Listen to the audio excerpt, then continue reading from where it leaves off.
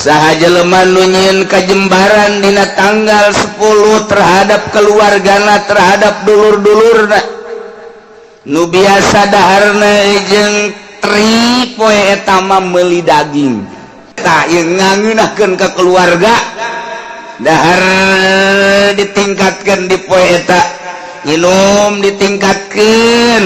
maksudna menghargai jeung menghormati kana poe eta lantaran poe eta sangat bersejarah nah ieu wasa'ullah Allah bakal ngajembarkeun ka eta jelema sana tahu sataun eta ujianana lalu asa bae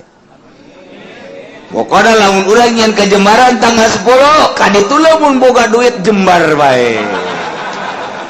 jadi bere boga duit bae maksudna deui kitu ih siapa kumaha sih ibabari bae ta ku Allah dibere ya Allah ya Rabbi